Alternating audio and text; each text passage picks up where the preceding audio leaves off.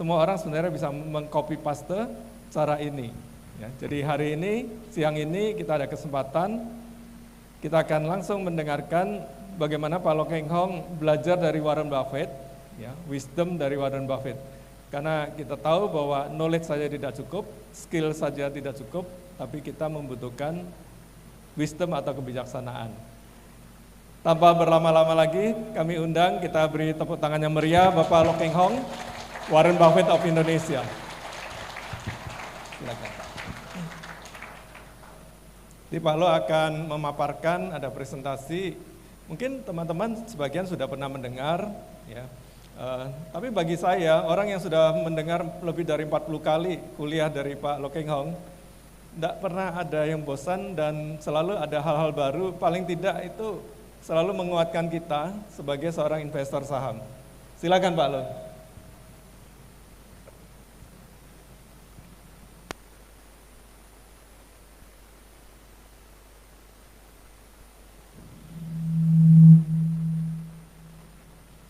Yang saya hormati Pak Hendro Gondokusumo, Direktur Utama Intiland, seorang pengusaha properti yang terhebat di Indonesia.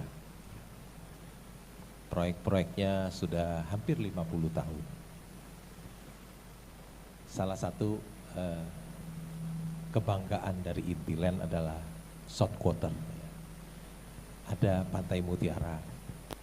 Kalau ya ada Geraha Family, di tengah perumahan itu adalah lapangan golf. Yang tinggal di situ adalah sultan-sultannya orang Surabaya.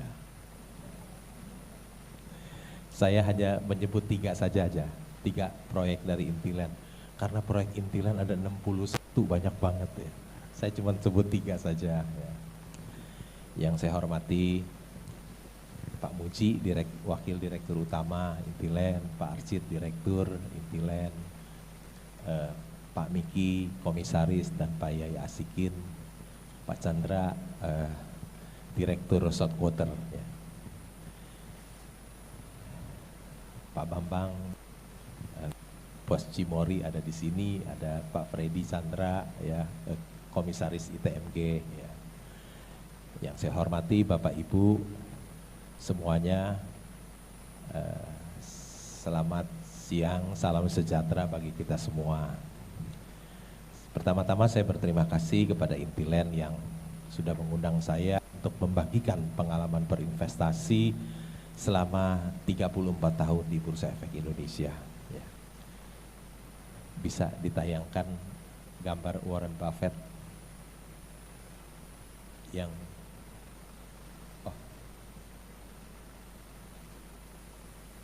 bisa ditolong ditayangkan materinya. Bukan sebelumnya, sebelum ini. Sebelum ini. Sesudah ini satu. Iya, ini Warren Buffett. Katanya kekayaan Warren Buffett tembus 100 miliar dolar. Kalau kita ikutin beliau, mungkin berpotensi punya uang 100 miliar dolar juga. Ya. Kenapa dia idola saya? Karena rasanya nggak ada yang lain. Ya. Kalau kita ingat ada nama George Soros, dia pemain valuta asing. Katanya yang membobolkan Bank of England. Katanya yang membuat krisis ekonomi di Asia tahun 97, ya, Asia Tenggara. Ada juga di dunia pasar modal orang yang sangat terkenal, namanya Peter Lynch. Ya. Dia dulu pernah jadi fund manager di Fidelity, tapi setelah dia pensiun namanya hilang. Ya. Namanya hilang, kekayaannya pun orang nggak ada yang tahu. Ya. Jadi satu-satunya yang bisa menjadi idola kita itu sebagai seorang pemain saham hanya dia. Ya. Punya uang 100 miliar dolar hanya dari berinvestasi di bursa efek. Ya. Next. Apa sih wisdom dari dia? Dia bilang begini, I never invest in anything that I don't understand. Saya tidak pernah berinvestasi yang saya tidak mengerti. Never, artinya nggak pernah. Banyak orang membeli saham, dia tidak tahu apa yang dia beli. Ya. Dia beli kucing dalam karung.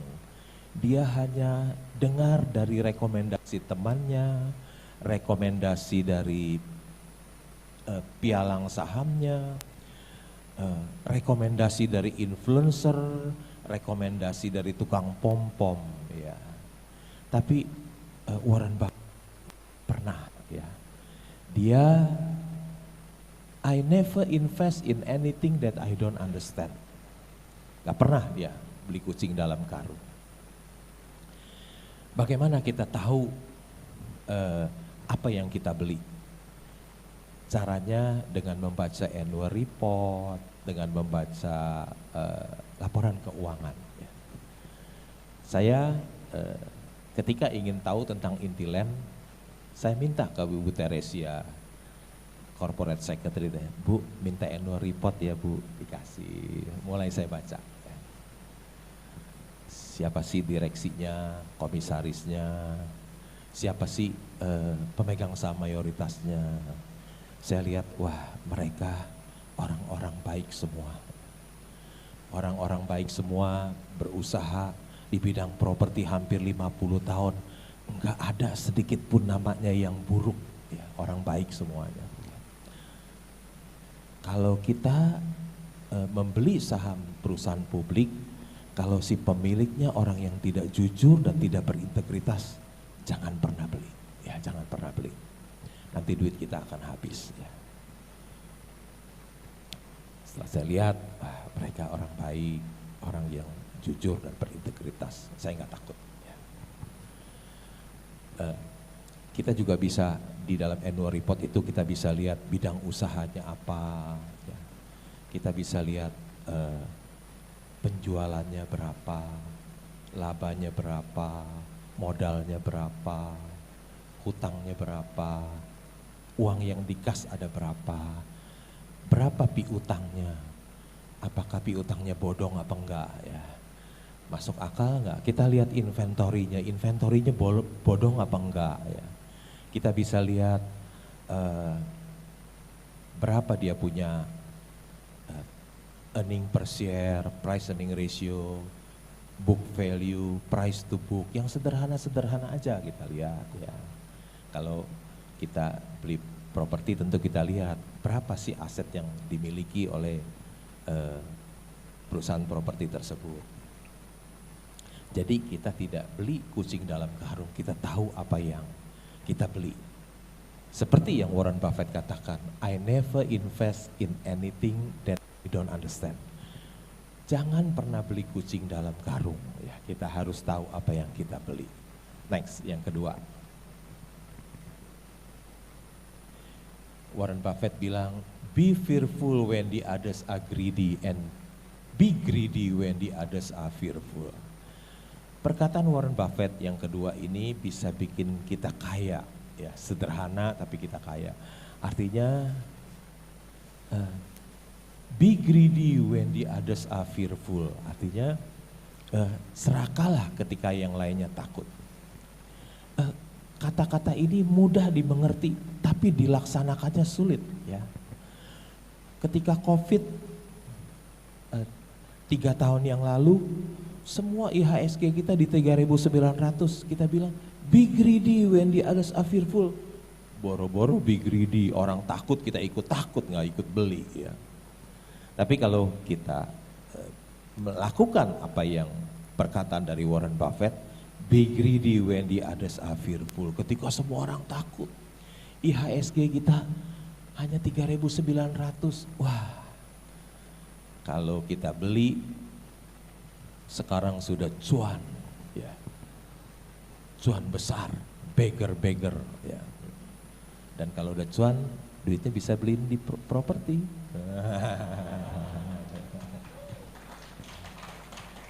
Di properti, ya. Saya juga bangga, ya, sebagai pemegang saham di Intiland, ya. Lihat, saya investor saham nggak bisa membangun, tapi lihat short quarter, wah keren banget, keren banget.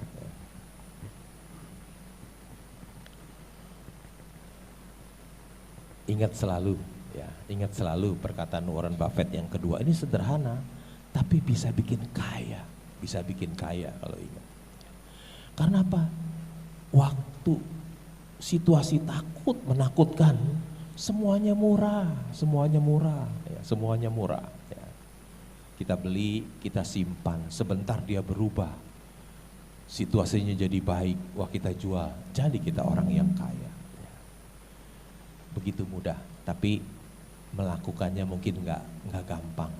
Kita bisa terbalik, kita membeli ketika yang lainnya serakah. Ketika situasi buruk kita ikut-ikutan menjual, terbalik. Tapi kalau kita mau kaya adalah kita membeli ketika semua orang takut. Dan ketika semua orang beli kita yang jual, kita jadi orang yang kaya kalau kita ikutin wisdom dari Warren Buffett yang sederhana ini. Next. Apa sih yang dilakukan sampai orang ini punya uang 100 miliar dolar? Apa yang dia lakukan? Dia bilang, I just sit in my office and read all day. Orang dia punya uang 100 miliar dolar, yang dia lakukan apa tiap hari? I just sit in my office and read all day. Hanya duduk dan baca. Setiap hari bisa punya uang 100 miliar dolar. Apa yang dia baca? Dia baca koran, dia baca annual report, dia baca laporan keuangan, dia dengar CNBC, dia dengar Bloomberg, ya berita-berita dia dengar, baca koran.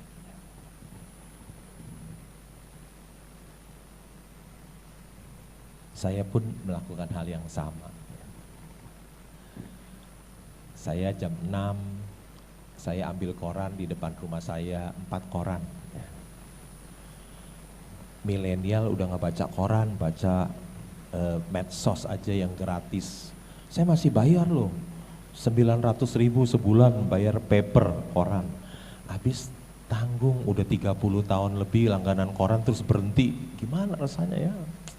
Enak tiap hari saya baca koran, 4, saya sambil minum secangkir kopi sampai jam 9 ya. Jam 9 sampai jam 3.15 biasanya saya kalau ada saham murah saya beli pelan-pelan, terus cicil beli ya, pelan-pelan saya beli.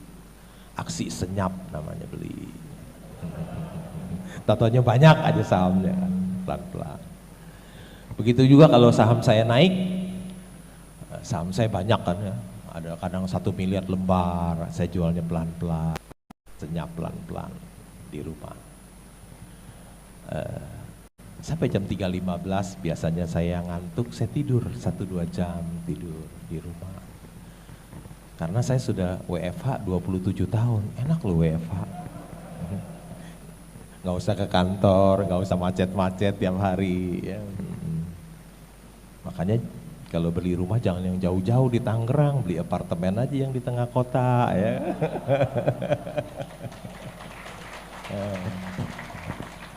Tuh, di South Quarter masih ada apartemen. Saya tidur 1-2 jam, kemudian bangun, saya mandi, makan, saya reading and thinking lagi. Saya baca lagi, biasa laporan keuangan, kalau ada berita-berita di media sosial saya baca. Saya baca juga website Bursa Efek Indonesia, saya buka, ada aksi-aksi korporasi dari perusahaan publik saya baca semuanya. Ya, sampai jam 12 malam, reading and thinking. Kemudian yes, begitu tidur lagi, bangun lagi jam 6. Ya. Sudah WFH 27 tahun, enak ya jadi investor saham, nggak usah ke kantor tiap hari. Tuh Bu Lina tiap hari ke kantor tuh. Saya nggak usah ke kantor, nggak usah, mana Jakarta macet lagi. Kemarin pulang dari Pacific Place ke rumah ke Doya 10 kilo 1 jam lebih, aduh capek deh. Bebas. Next. Punya uang 100 miliar dolar hanya I just sit in my office and read all day. You don't need to be a rocket scientist. Investing is not a game where the guy with the 160 IQ beat the guy with 130. Engkau gak perlu jadi rocket scientist. Ya. Investasi itu bukan permainan yang IQ-nya tinggi ngalahin yang pinter. Ya, enggak. Investasi itu sederhana sekali ya. Simple, sederhana sekali. Cuman lihat price earning ratio rendah, ya, price to book rendah, udah dibeli aja. Nggak usah pakai discounted cash flow, EV EBITDA gitu, nggak usah. Itu buat dia pakar-pakar keuangan bikin yang susah-susah supaya dibayar mahal. Kalau dia cerita yang mudah-mudah kan nggak dibayar, dia bisa kerjain sendiri kan orang. Iya. Nggak usah ngerti kalkulus, integral, diferensial, sinus, kosinus, nggak perlu. Punya uang 100 miliar dolar cukup asal bisa tambah, bagi, kurang, bagi, dan prosentase. Tamatan SD aja udah bisa jadi investor saham yang hebat loh. Next. The stock market is a device for transferring money from the impatient to the patient, kata Warren Buffett. Pasar modal adalah perangkat untuk memindahkan uang dari orang tidak sabar kepada orang yang sabar. Ya, ini semua saya lupa. Ini semua buku Wisdom Warren Buffett yang buat Pak Lukas setiap baca ya. Saya urain aja bukunya Pak Lukas. Pasar modal, stock market adalah perangkat untuk memindahkan uang dari orang tidak sabar kepada orang yang sabar. Jadi kalau Bapak Ibu, orang yang tidak sabar, hati-hati. Nanti uangmu bisa pindah ke kantong orang yang sabar. Hati-hati ya. Kalau nggak sabar ada di pasar modal, kata Warren Buffett, nanti uangmu yang di kantong akan pindah lari ke orang yang sabar. Sabar itu ilmu tingkat tinggi. Belajarnya setiap hari. Ujiannya mendadak, seringkali mendadak. Tetapi investor saham yang lulus akan memperoleh cuan yang besar. Sabar juga adalah sangat penting dalam kehidupan kita sehari-hari. Kesabaran itu sangat penting dalam kehidupan kita sehari-hari.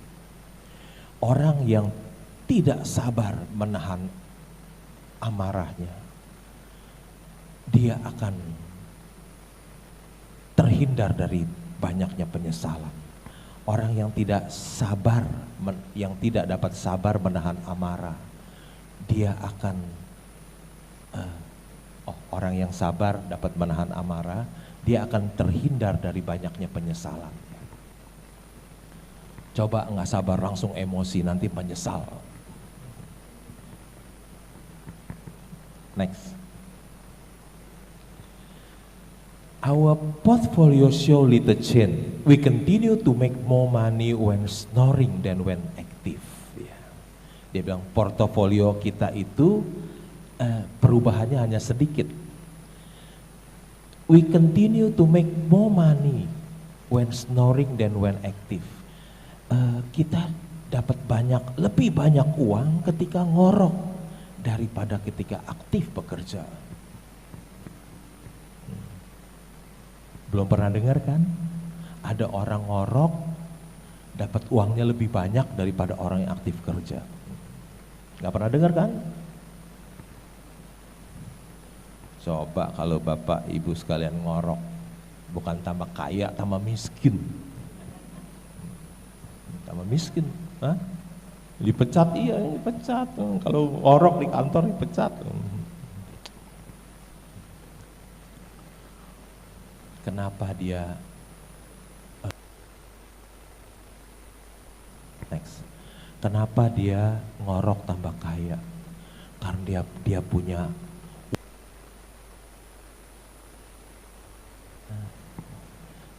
tes ya. Karena Warren Buffett ngorok tambah kaya karena dia punya wonderful company.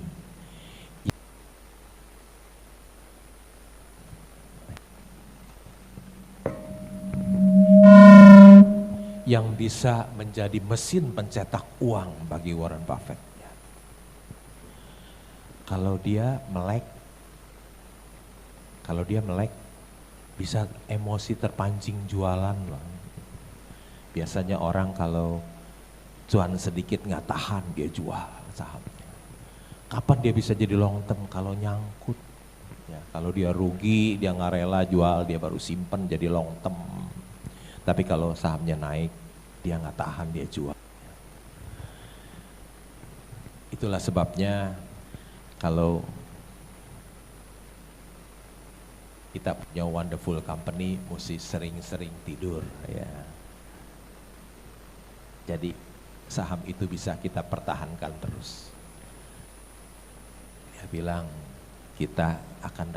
dia dapat uang lebih banyak ketika ngorok daripada aktif bekerja. Next. It is far better to buy a wonderful company at fair price than a fair company at wonderful price. Ini ilmu saham tingkat tinggi. Ilmu saham tingkat tinggi. Meskipun orang yang masuk daftar orang terkaya di Indonesia nggak bisa melakukan ini, masih aja beli fair company, beli company yang kecil, ya. Beli perusahaan-perusahaan kecil. Warren Buffett udah nggak mau. Ya. Dulu dia ketika kuliah di Columbia University di New York, dia belajar dari gurunya Benjamin Graham untuk membeli saham murah, discount stock. Ya. Benjamin Graham bilang kalau satu saham diperdagangkan 2/3 dari nilai buku, beli aja. Biar company itu biasa-biasa aja. Pokoknya 2/3 dari nilai buku. Kalau harga sahamnya 670 gitu, nilai bukunya 1000, udah beli aja, ajaran gurunya Benjamin Graham. Tapi ketika dia kenal yang sekarang jadi wakil vice chairman dari Berkshire Hathaway namanya Charlie Munger, tentang wonderful company ya. Makanya dia bilang gitu, jauh lebih baik membeli wonderful company di harga yang wajar daripada membeli company yang biasa-biasa di harga murah. Langsung mindsetnya berubah ketika dia mengenal. Jadi, tapi banyak orang-orang yang kaya yang tetap aja masih demen beliin company yang biasa-biasa, ya, yang labanya kecil-kecil masih beliin. Saya harus juga belajar seperti Warren Buffett, kita semua ya harus beli wonderful company ya, yang company yang biasa nggak usah dibeli lagi. Next. Opportunities come infrequently when it rains gold, put out the bucket, not the thimble. Warren Buffett bilang kesempatan itu datangnya jarang. Ya. Ketika hujan emas, keluarkan ember, ya, jangan gayung. Itu bukan bahasa Inggrisnya ya. Ketika COVID, ketika murah, ya, jangan belinya dikit-dikit, jangan. Kata Warren Buffett bilang, put out the bucket, not the thimble. Dorong semua uang yang ada, ya, dorong semuanya, hajar semua. Sisain aja uang 50 juta buat hidup, ya, dorong semua beli saham.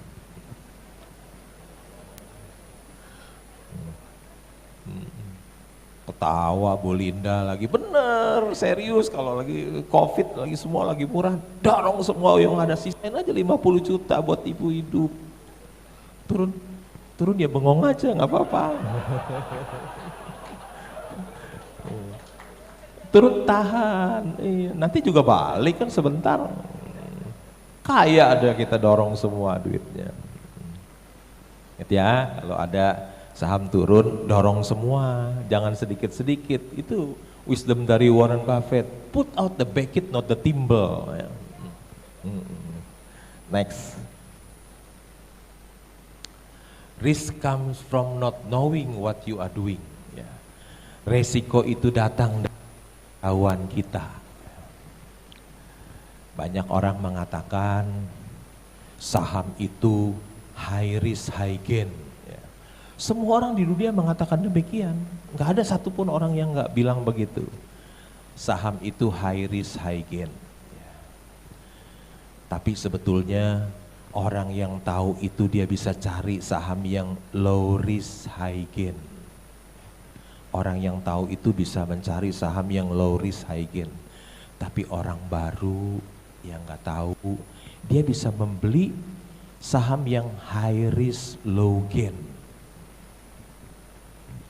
Orang yang tahu dia bisa membeli saham yang low risk high gain. Tapi orang baru yang tidak tahu dia bisa membeli yang is low gain, karena resiko itu datang dari ketidaktahuan kita. Ya. Seperti Warren Buffett bilang, risk comes from not knowing what you are doing. Resiko itu datang dari ketidaktahuan kita. Ya. Next. Diversification is protection against ignorance. It makes little sense if you know what you are doing. Diversifikasi itu untuk melindungi ketidaktahuan kita. Tidak masuk akal kalau Anda tahu apa yang Anda lakukan. Pakar-pakar keuangan di dunia mengajarkan diversifikasi. Sekolah-sekolah bisnis ternama di dunia mengajarkan diversifikasi. Don't put all eggs in one basket. Jangan taruh uangmu di dalam satu keranjang. Ya. Tapi Warren Buffett bilang diversifikasi untuk melindungi ketidaktahuan kita. Kalau kita tidak tahu harus diversifikasi. Tapi kalau tahu nggak masuk akal. Warren Buffett nggak masuk akal. Kalau kamu tahu apa yang lakukan terus melakukan diversifikasi. Kalau ada Mercy yang dijual harga bajai, masa diversifikasi? Nggak mungkin lah, hajar satu counter semuanya. Nggak pakai diversifikasi, masa mesti beli obligasi 20%, beli saham 20%, deposito 20%, pegang cash 20%, nggak ada tuh. Masa kalau kita ketemu Mercy dijual harga bajai, hajar semua, sikat semua, nggak pakai diversifikasi. Sayang dong pakai diversifikasi, ada barang murah, ada barang bagus dijual murah, jangan. Ya. Dia bilang, diversification is protection against ignorance. Kalau kita nggak tahu boleh, tapi it makes little sense if you know what you are doing. Nggak masuk akal kalau kamu tahu apa yang kamu lakukan. Next. Successful investing takes time, discipline and patience, no matter how great the talent or effort. Something just take time. If you can produce a baby, you cannot produce a baby in 1 month by getting 9 women pregnant.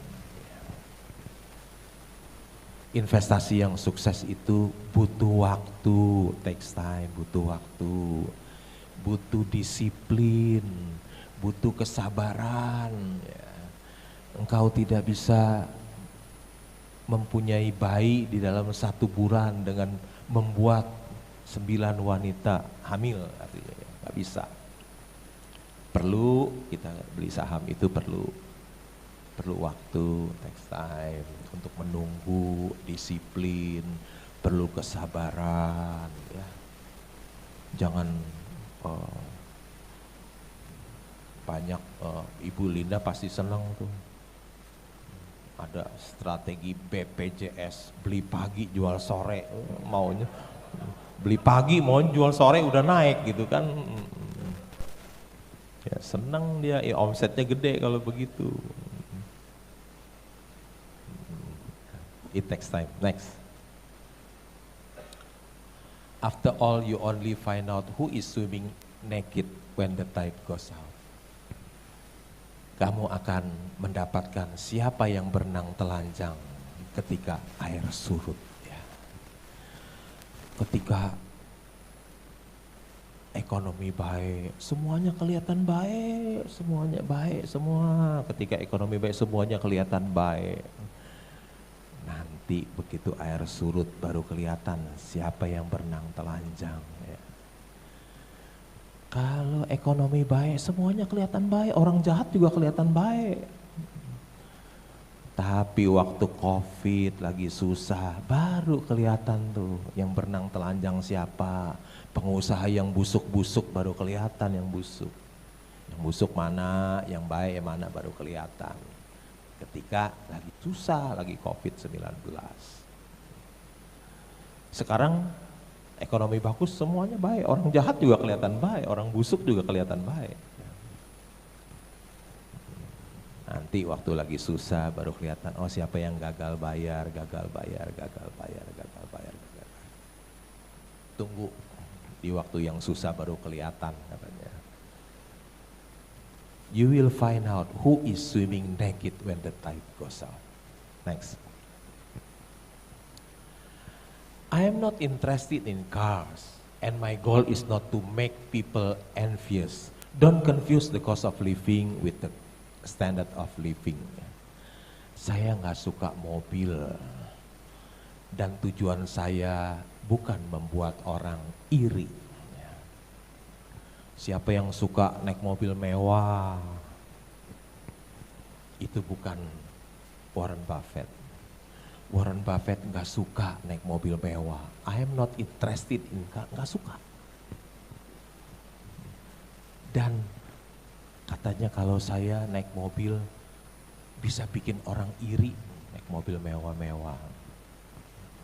Dia nggak suka, dia naik mobil biasa saja. Bahkan saya lihat usianya udah 93, masih setir sendiri lagi. Ya.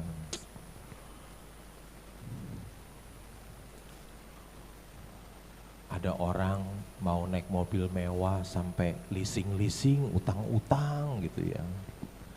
Dia nggak tahu beli mobil itu depresiasi loh, penyusutan terus, tiap tahun nilainya turun. Akhirnya lama-lama jadi besi tua, nggak bernilai mobil mewahnya. Beda dengan orang beli properti, nilainya apresiasi naik terus naik selamanya. Karena ada yang bilang the best investment on earth is earth. Betul ya? The best investment on earth is earth katanya, kata orang properti bilang. Jangan beli mobil, mendingan beli properti. Kenapa?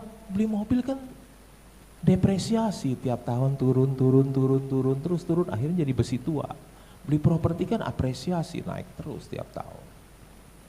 Naik terus.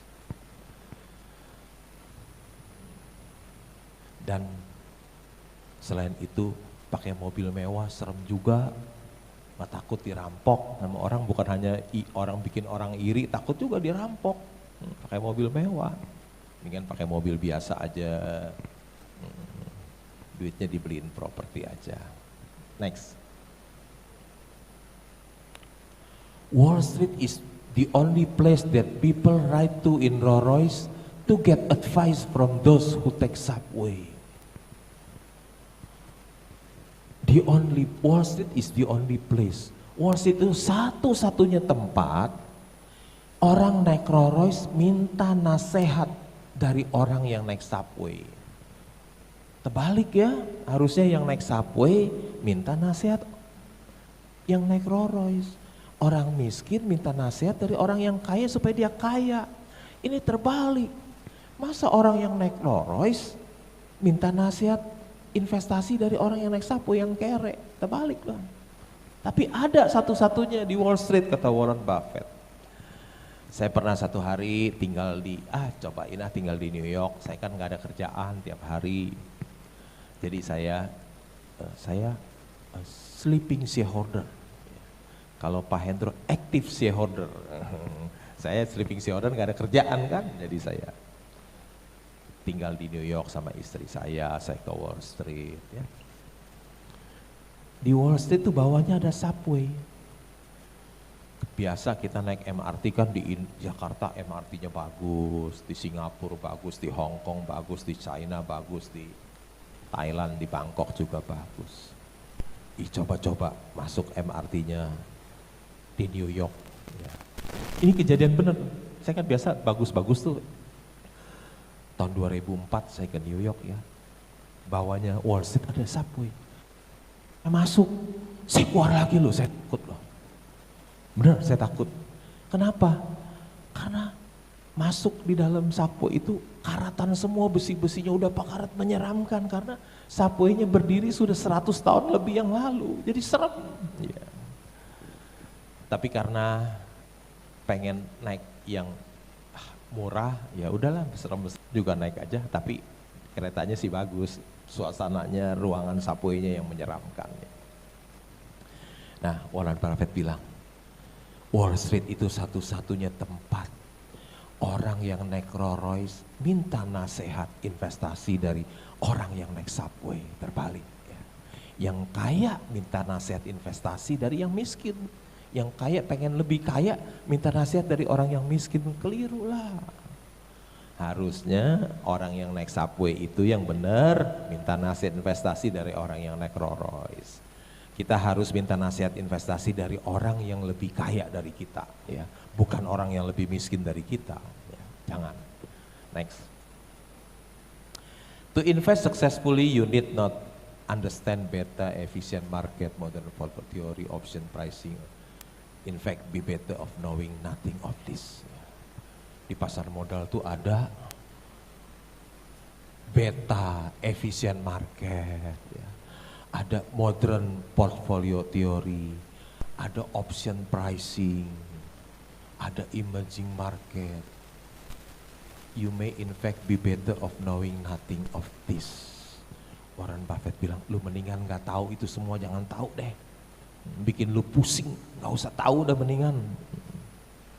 Nah, gak usah tahu. Ini bukan nasihat saya. Nasihat dari orang yang sudah punya uang 100 miliar dolar. Lu gak usah pelajari gitu-gituan. Next. I be a bum on the street with a tin of coffee if the market were always efficient. Dia bilang, saya akan jadi gelandangan di jalan dengan mangkok kalau market itu efisien. Market itu efisien. Ini kata Warren Buffett. Padahal ada Profesor Eugene Fama, ya. Dia dapat hadiah Nobel karena teorinya pasar itu efisien. Ya. Profesor Eugene Fama dapat hadiah Nobel karena dengan teorinya pasar itu efisien. Ternyata Warren Buffett bantah loh. Dia bilang kalau pasar itu efisien, saya jadi gelandangan loh. Minta-minta di jalan jadi gelandangan. Pasar itu gak efisien. Ada yang salah harga, ada yang under value, ya. Ada Mercy yang dijual di harga bajai, tapi lebih banyak bajai yang dijual harga Mercy. Oleh karena itu hati-hatilah. Jangan beli kucing dalam karung, jangan dengar dari influencer, jangan dengar dari tukang pom-pom. Karena lebih banyak bajai yang dijual harga Mercy daripada Mercy harga bajai. Pasar itu tidak efisien, kata Warren Buffett. Next. If calculus or algebra were required to be a great investor, I had to go back to the delivering newspaper. Dulu Warren Buffett waktu umur belasan tahun dia cari uangnya untuk beli saham itu jadi pengantar koran. Dulu Warren Buffett jadi pengantar koran. Ya. Dia bilang kalau kalkulus dan aljabar dibutuhkan untuk menjadi investor yang hebat, maka saya akan kembali jadi tukang koran. Dia bilang, ya. Karena sebetulnya investasi itu di bursa saham itu sangat simple, sangat mudah dan sederhana. Ya. Gak rumit. Next. Wall Street make its money on activity, you make your money on inactivity. Wall Street mendapatkan uangnya dari aktivitas, kamu mendapatkannya dari tidak aktif. Kalau kita beli saham dan kita simpan, kita kaya. Tapi kalau kita trading, sekuritas kita yang akan kaya. Itu kata Warren Buffett, bukan kata saya. Nanti saya dimusuhin sama suka sekuritas, dimusuhin sama Bu Linda tuh, orang sekuritas. Bukan kata saya, Warren Buffett. Wall Street makes its money on activity. You make your money on activity, inactivity. Next. I cannot be involved in 50 or 75 things that way of investing. You end up with a Jew that way. I like to put meaningful amounts of money in view. Ini namanya investasi Nabi Nuh. Ya. Nabi Nuh itu semua binatang dimasukin ke dalam kapalnya. Ya. Tapi Warren Buffett tidak. Ya. Dia membeli saham Apple, mungkin satu saham itu ada 40% dari portofolio dia. Wonderful company. Dia pegang. Satu saham bisa 40% dari portofolio. Bukannya dia beliin semua, ya binatang-binatang semua dia.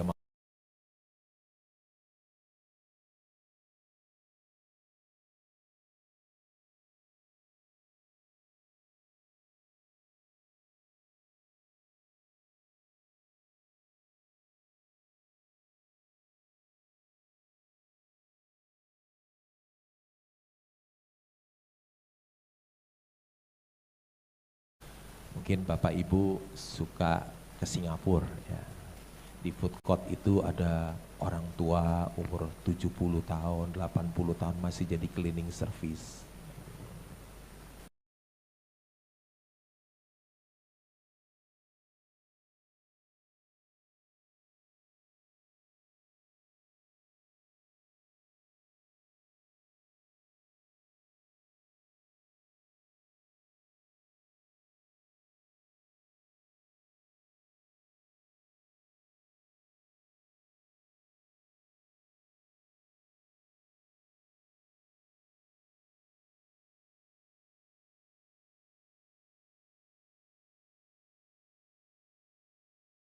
Harus membaca jillion itu nggak tahu artinya apa saya, ya anggaplah sangat banyak, ya, sangat banyak sekali, bermiliar-miliar, enggak lah, sangat banyak aja. You have to read a jillion corporate annual report and their financial statement. Ya. Kau harus membaca banyak annual report dan laporan keuangan. Ya. Menurut saya, kunci sukses keberhasilan dari Warren Buffett adalah ini. Nggak ada cara lain, nggak percaya ada cara lain. Ya. Kunci sukses dari Warren Buffett sampai bisa mendapatkan uang 100 miliar dolar menurut saya ini. Karena dia membaca annual report, laporan keuangan, dia sangat tahu sekali apa yang dia beli. Next.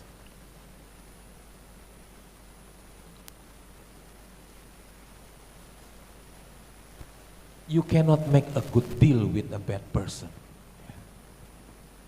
Ingat perkataan dari Warren Buffett, you cannot make a good deal with a bad person. Engkau tidak bisa mendapatkan kesepakatan yang baik dengan orang yang buruk. Jadi kalau kita beli saham satu perusahaan, kalau kita tidak lihat pemilik, direksinya dan komisarisnya bukan orang yang baik, jangan beli. Kalau mereka orang yang baik, orang yang berjujur dan berintegritas, baru boleh beli. Ya, baru boleh beli. Next. The best thing that happen to us is when a great company gets into temporary trouble. We want to buy them when they are on operating table. Ya. Yang terbaik adalah ketika company yang great company get into temporary trouble, kesulitan yang sementara ya. We want to buy them when they are on the operating table. Kita mau membelinya ketika dia sedang di kamar operasi. Kamar operasi. Tapi a great company ya. Pasti ketika dia sembuh langsung sahamnya naik beggar ya, beggar ya. Perusahaan hebat yang lagi kesulitan sementara dan sedang di meja operasi. Habis operasi tentu sembuh ya. Bukan operasi terus meninggal, bukan ya. Yang habis dioperasi itu sembuh ya. Next ya. In the 54 years Charlie Mengen have worked together, we have never forgone an attractive purchase because of the macro or political or the view of others people. In fact, the subject never come up when we make decision. Dalam 54 tahun ya, Warren Buffett dan wakilnya Charlie Munger bekerja bersama-sama. Kita tidak pernah membeli sesuatu yang purchase attractive, pembelian yang karena because of the macro political environment or pandangan dari orang-orang ya. Semuanya dia lupakan ya. Dia betul-betul hanya lihat kinerja perusahaan, hanya yang mikro dan melihat kinerja perusahaan ya.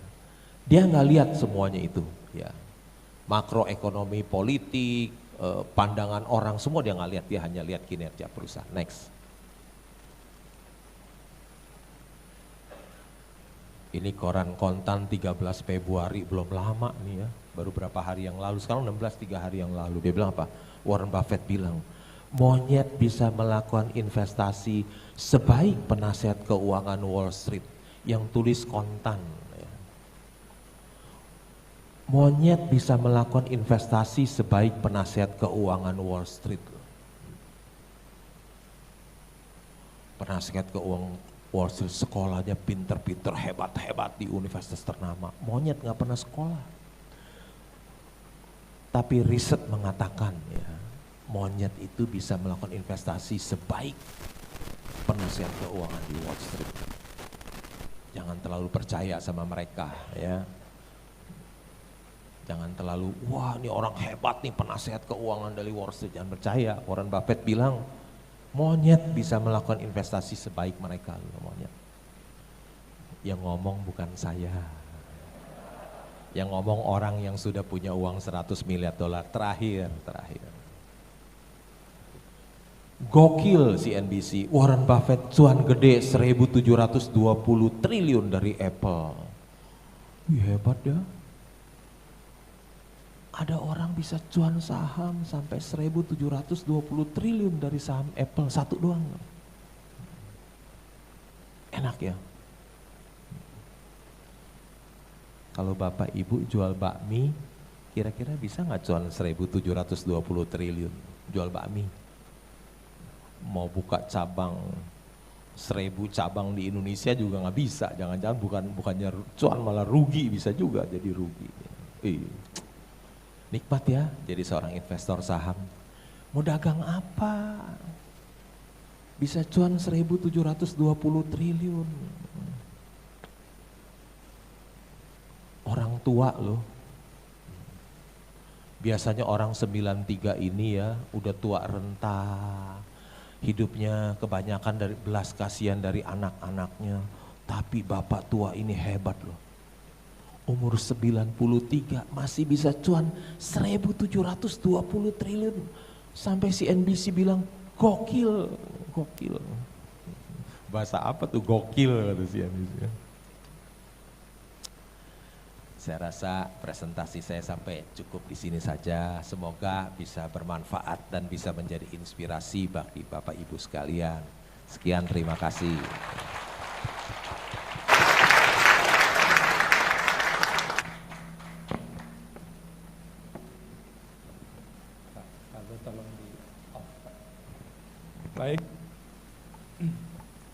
Baik Pak Lo Keng Hong, terima kasih atas paparannya. Kita masih punya banyak waktu karena sampai jam 4 ya. Masih banyak waktu untuk Q&A, mungkin justru ini yang ditunggu-tunggu oleh teman-teman yang hadir di sini.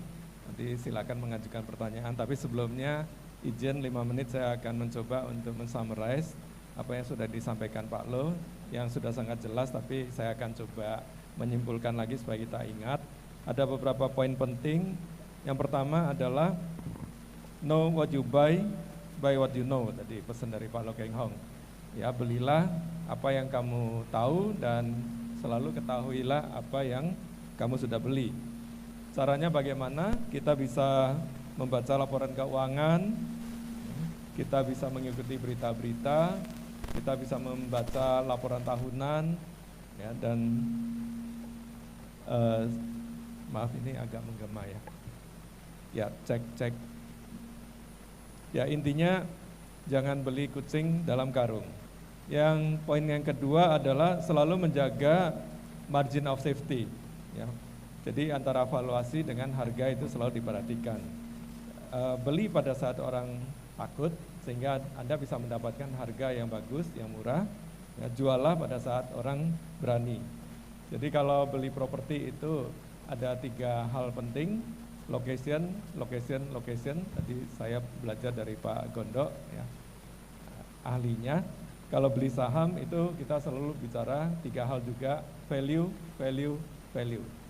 Dalam perjalanan Pak Lo Keng Hong kita tahu ada 1-2 kali mungkin Pak Lo Keng Hong beli saham yang kinerjanya tidak seperti yang diharapkan, ya. Tapi Pak Lo masih tetap bisa mendapatkan cuan yang bagus, ya.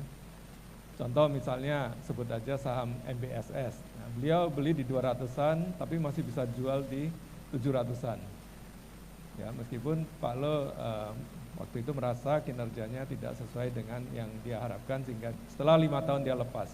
Tetapi masih bisa mendapatkan cuan yang bagus, ya, karena ada margin of safety.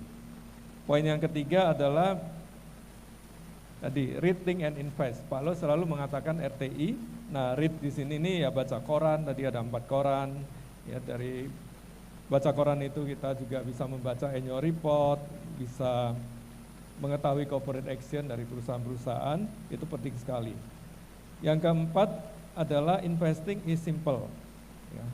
Jadi investasi itu sederhana. Pak Lo tadi tidak pakai ilmu-ilmu yang jelimet-jelimet. Pak Lo valuasi aja cuma pakai 2 kan, PE, PBV. Gitu. Ya. Kalau saya jadi malu ya karena sering mengajarkan tuh mahasiswa saya belajar discounted cash flow. Ya. Kalau saya undang Pak Lo guest lecturing di Prastia Mulia, udah 40 kali ada, Pak Lo selalu mengatakan saya cukup pakai PE dan PBV. Sedangkan mahasiswa saya itu pusing 7 keliling karena harus belajar metodologi yang lebih rumit. Terus ada yang protes, Pak Lo aja dengan PE PBV bisa jadi triliuner Pak Lukas, kenapa kami harus belajar yang rumit-rumit ini? Terus saya jawab begini, kalau kamu mau jadi triliuner seperti Pak Lo memang cukup belajar PE dan PBV. Tapi kalau mau lulus dari kelas saya kamu harus belajar discounted cash flow. Karena kalau di universitas itu kan kita ada pakemnya ya, jadi ada silabusnya yang harus diikuti. Ya. Oke. Yang berikutnya lagi adalah poin kelima, itu sabar. Ya, tidak ada hal yang instan. Ya. Bahkan mie instan pun katanya juga butuh kesabaran kan. Masak mie instan itu kan butuh waktu juga untuk menunggu beberapa menit. Jadi tidak ada hal yang instan dan Pak Lo tadi sudah mengingatkan, kalau Anda tidak sabar, hati-hati. Ya. Di dompet Anda bisa pindah ke orang yang sabar. Ya. Jadi kalau di ruangan ini mungkin yang paling sabar Pak Lo Keng Hong ya.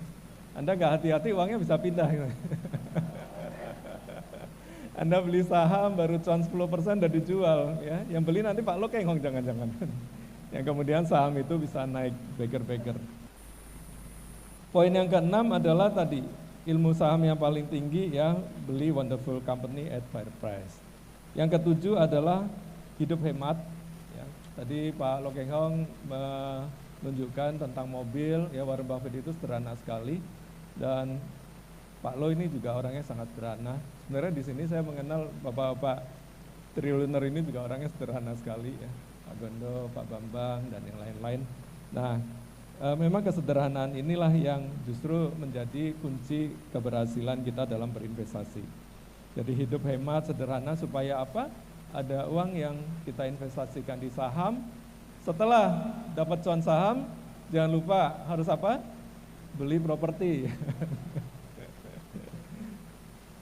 Jadi kalau pepatahnya ini, acara hari ini nih sambil menyelam jualan properti gitu ya.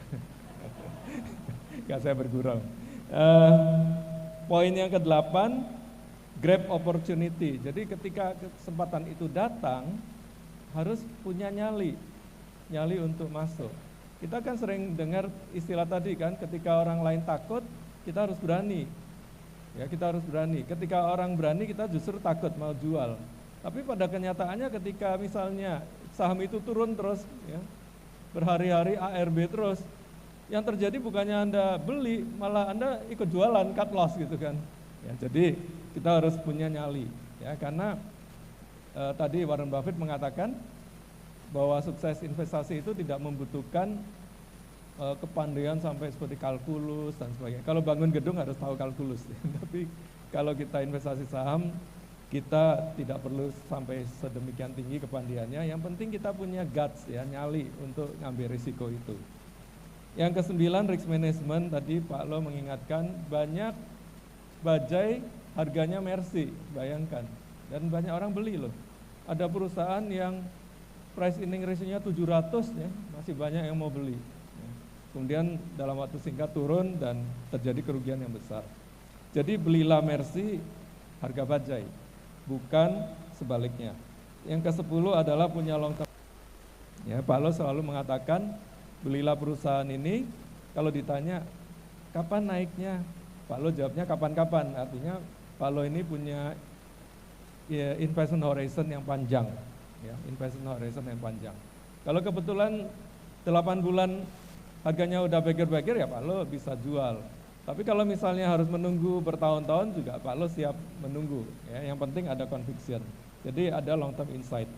Dan yang terakhir tentunya adalah be independent.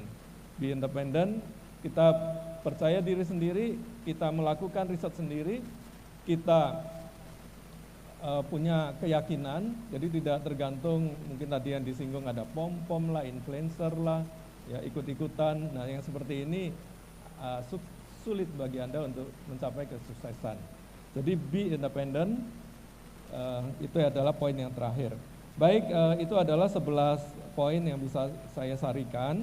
Kemudian saya akan buka sekarang termin yang pertama. Saya yakin cukup banyak nih yang udah ingin bertanya, dan kita beri insentif juga. Saya bawa 3 buku, ya, karangan saya.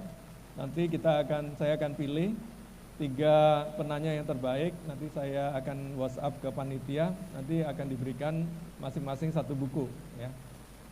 Wants to be rational investor, wants to be smart investor, buku terbaik versi Kepustakaan Nasional Indonesia tahun 2021, dan satu lagi Who Wants to be Wise Investor. Nah, nanti satu-satu buat Anda, 3 penanya. Silakan angkat tangan, kita lihat. Oke, baik, dari sayap tengah dulu ya. Ini ada 1, kemudian tadi Ibu siapa? Ya, wanita ya, dan Mas ini ya. Oke, 1, 2, 3 panitia tolong diberikan pengeras suara, sebutkan nama dan pertanyaannya. Selamat siang Pak Lokenghong, Pak Lukas, saya Handoko, member dari Anggrek-Stock. Mungkin berkenan untuk 2 pertanyaan Pak. Yang pertama, misalkan Pak Lo ada menemukan satu emiten yang bagus dan murah ya Pak, seperti mungkin Mercy di harga SCGC, tetapi di struktur pemegang saham, terutama yang PSP itu lebih kecil daripada 50% Pak, atau lebih banyak publik, gitu, lebih banyak porsi publik gitu. Terus apakah Pak Lo masih tertarik untuk mengoleksi, atau mungkin bagaimana menurut pandangan Pak Lo? Yang kedua, untuk perihal reg issue Pak, misalkan Bapak ada masuk sebuah emiten gitu yang rajin, bukan bagi dividen tapi rajinnya reg issue Pak, gitu, rajin reg issue, sehingga porsi kepemilikannya untuk saham itu bertambah terus? Apakah mungkin kalau Bapak sudah ada di dalam akan menebus haknya atau enggak menebus haknya, atau mungkin ada plan untuk mulai cicil jual Pak? Itu aja, terima kasih. Oke, baik, mungkin kita langsung jawab aja ya Pak Lokeng. Tadi siapa namanya? Handoko. Oke, jadi pertanyaan Handoko ini ada dua Pak. Yang pertama, kalau saham di mana pemegang saham pengendalinya itu memiliki kurang dari 50%. Bagaimana menurut Pak Lo? Ya intinya ini sebenarnya baik apa enggak gitu ya. Yang kedua adalah bagaimana kalau ada saham perusahaan yang berkali-kali melakukan red issue. Jadi sebaiknya kita keluar atau kita menebus. Silakan Pak Lo. Pertanyaan nomor 2-nya lebih gampang. Jawab lebih gampang. Saya punya saham, saya sebut sajalah saham Panin. Ya. Saya pemegang saham terbesar, mantan pemegang saham nomor 2 terbesar sahamnya Panin. Saham itu mungkin berpuluh tahun tidak bagi dividen. Saya masih bisa menerima nggak bagi dividen karena saya lihat sahamnya murah, price to book hanya 0,2, 0,3, PI juga rendah, PI 3 kali. Ya. Orang lain mungkin nggak mau beli saham yang tidak bagi dividen, tapi saya masih kuat bertahan karena saya memang bukan dividen oriented, tapi saya capital gain oriented. Perusahaan ini benar bagus dan benar murah, nggak bagi dividen, udah nggak apa-apa. Saya berpikir positif aja, oh memang dia bank, dia perlu capital yang besar ya. Memang laba ditahannya perlu untuk meningkatkan modal dia sebagai bank. Toh dividen nggak dibagikan kan, modalnya jadi tambah kuat ya. Perusahaannya jadi makin cepat bertumbuh. Ya. Oke, saya masih bisa menerima. Kalau itu nggak bagi dividen, tapi kalau ini right issue terus minta duit terus, wah nggak tahan. Mendingan saya jual aja. Gitu, saya kalau nggak bagi dividen masih bisa toleransi. Tapi kalau terus uang dari pemegang saham, saya jual aja. Mengenai biasanya kalau bilang ini harga Mercy, harga bajai tapi pemegang saham mayoritasnya hanya 10% atau berapa, ya diragukan benar nggak Mercy, ya benar. Jadi saya juga ragu kalau pemegang saham mayoritasnya hanya sedikit sekali, kira-kira gitu ya. Oke, terima kasih Pak Lokeng. Pertanyaan berikutnya silakan. Terima kasih Pak Lukas, Pak Lokengho. Di sini saya punya 3 poin pertanyaan. Namanya? Ya, nama saya Alin. Yang pertama, bagaimana cara Pak Klo sebagai investor bisa melihat GCG perusahaan itu bagus atau enggak? Soalnya kan kita nggak bisa mungkin kenal semua manajemen ya Pak. Jadi gimana caranya supaya kita bisa lihat itu bagus atau enggak? Yang kedua, saya juga sangat mengidolakan Pak Lo gitu. Kalau bisa saya juga pengen minta sharing dari Bapak nih. Ada nggak sih kisah Pak Lo gagal dalam melakukan investasi atau tidak sesuai seperti yang diharapkan? Nah kira-kira kalau misalnya Bapak menemukan suatu perusahaan yang salah gitu dianalisa sama Bapak, kira-kira responnya nanti seperti apa? Yang ketiga itu aku kan memang benar-benar pengagum Pak Lo banget ya. Aku nih bawa bukunya Pak Lokengho, aku nanti minta izin buat minta tanda tangannya Pak Lo sama Pak Lukas, gitu aja sih Pak, makasih. Oke, Bu Alin, bukunya nanti ke depan aja karena kita nanti akan pergi. Silakan Pak Lo. Bagaimana kita bisa tahu si pemilik perusahaan itu orang yang baik, punya tata kelola yang baik ya.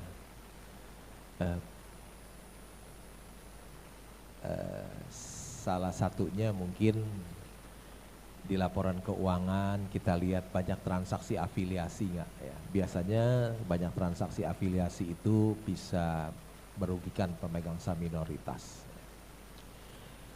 Kedua, dari pesaingnya, ya kompetitornya juga tahu perusahaan itu siapa sebetulnya, pesaingnya, kompetitornya tahu. Yang ketiga mungkin suppliernya juga tahu gimana perusahaan itu. Yang keempat rasanya karya juga tahu ya. Atau di koran-koran juga mungkin banyak cerita ya, banyak tahu, bisa cerita, para jurnalis juga bisa cerita. Atau ya kita ketemu langsung ya, kalau nggak ketemu langsung, oh nggak usah ketemu langsung lah, itu kan cuma sesaat. Kita bisa lihat dari track recordnya selama ini ya. Misalnya Intiland ya, sudah jadi perusahaan properti selama hampir 50 tahun. You pernah dengar nggak cerita yang buruk dari Intiland? Nggak ada. Nggak ada yang buruk ya. Semuanya bagus, semua yang beli properti Intiland cuan semua.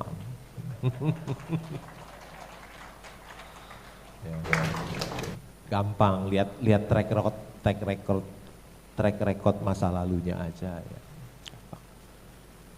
Kira-kira gitu ya. Tadi apa? Yang kedua, bagaimana kalau misalnya Pak Lo salah pilih? Oh, salah pilih. Iya, kadang-kadang saya sebagai, jangankan saya, Warren Buffett aja juga suka saham ya. Saya heran, saya paling nggak suka beli airline ya, saham penerbangan seperti Garuda gitu, saya nggak suka. Tapi saya lihat, Warren Buffett borong-borong saham airline, nggak salah ini, nggak salah bisa beli borong airline. Pandemi datang dia cut loss. Ya. Jadi seorang Warren Buffett yang sudah berinvestasi dari umur 11 sampai 90 tahun saja masih bisa salah ya. Apalagi saya juga banyak salah juga ya. Udah beli satu perusahaan ya. Ternyata salah ya. Tak dong ya. Ya udah, nanti saya mau ya jual rugi saja, semoga bisa laku ya. Kira-kira gitu, saya juga akan melakukan hal yang sama, potong buang semuanya. Kira-kira gitu. Oke, luar biasa ya jawaban yang sangat jujur ya dari Pak Lo Keng Hong. Bu Alin tadi permintaan ketiga, tolong bukunya ditaruh di depan aja. Kita lanjut ke pertanyaan berikutnya, silakan Mas. Ya. Selamat siang Pak Lo, saya Irfan Aditya, izin bertanya. Punya dua pertanyaan. Yang pertama, bagaimana cara Pak Lo membeli saham dalam jumlah yang banyak, yang besar, tapi tidak menyebabkan harga saham tersebut naik signifikan? Yang keduanya, apakah Pak Lo Keng Hong menjual salah satu saham setelah saham tersebut mencapai 1 bagger atau lebih? Atau mungkin ada kalanya Pak Lo bisa menjual saham tersebut sebelum keuntungannya mencapai 100% atau lebih? Itu saja Pak Lo, terima kasih. Terima kasih atas pertanyaan. Gimana saya bisa beli saham sampai 1 lembar tapi harga sahamnya nggak naik?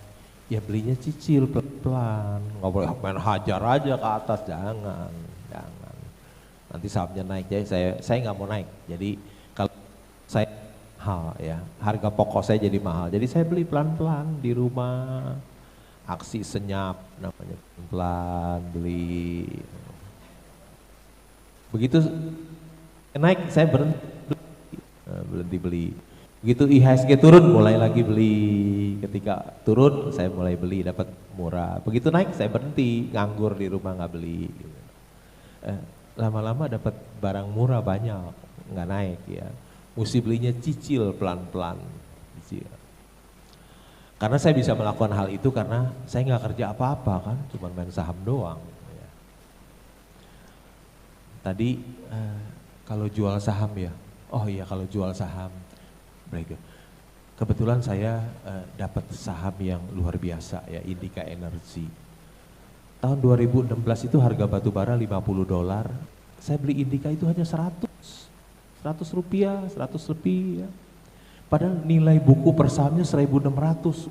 Itu bener-bener Mercy dijual harga bajai loh. Nilai buku per saham 1.600, harga sahamnya di market 100. Indika Energy punya tambang batu bara terbesar ketiga di Indonesia, Kideko Jaya Agung. Waktu saya order beli, pialang saya MBA lulusan Amerika, memberikan nasihat kepada saya, Pak jangan beli tambang batu bara Pak, masa depan suram.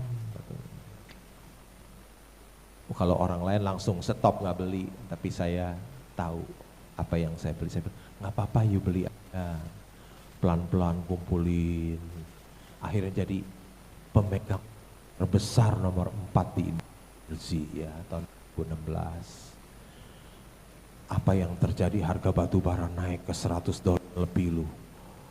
Kayak Energi labanya jadi besar, harga sahamnya naik ke 4.000 lebih, 2 tahun dari 100 jadi 4.000 lebih, dan saya menjualnya di depan Pak Lukas, di depan, ya, betul Bapak, terus jual, ada beli ya sama, jual juga nyicil pelan-pelan, ada yang berjual, ya. Terus jual terus, dan saya dapat bukannya 2 bagger, 40 bagger loh, in 2 years.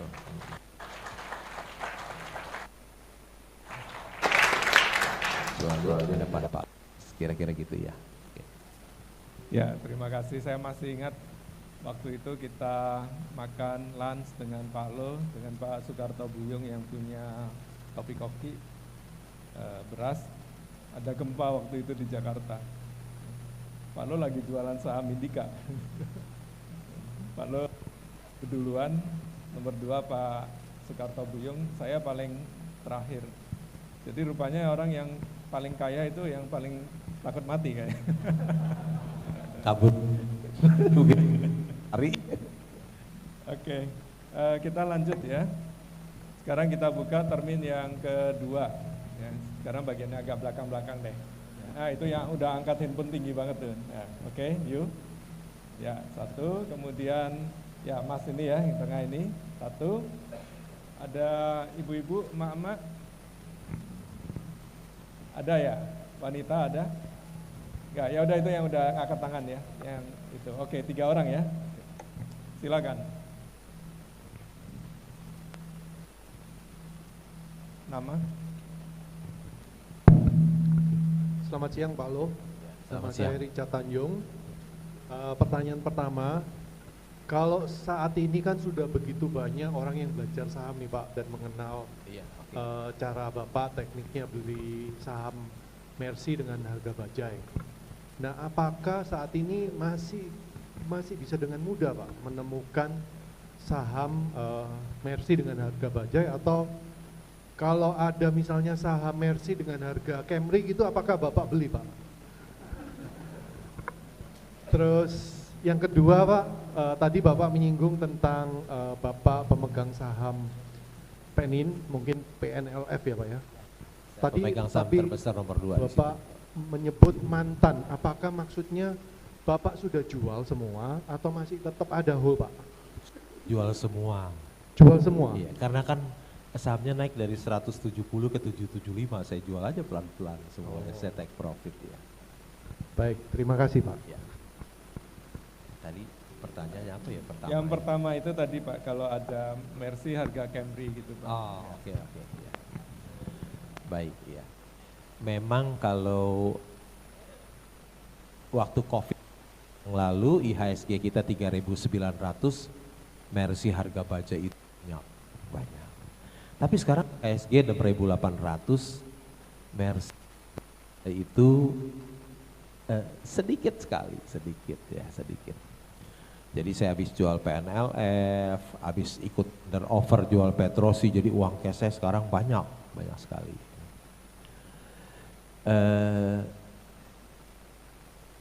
Ya kalau nggak ada Mercy harga bajai, harga Camry, ya udah saya beli juga lah. Daripada uang saya di tangan orang kan, uang saya di tangan, ya udah saya beli aja lah. Daripada, ya memang di harga IHSG 6.800, barang yang bagus udah tidak banyak ya, tapi kalau saya lihat murah-murah udah saya beliin terus uang saya karena habis jual saham Penin, habis ikut tender offer Petrosi punya uang cash banyak, jadi beli aja, kira-kira gitu ya. Oke, kita lanjut pertanyaan berikutnya tadi, silakan ya, tolong panitia.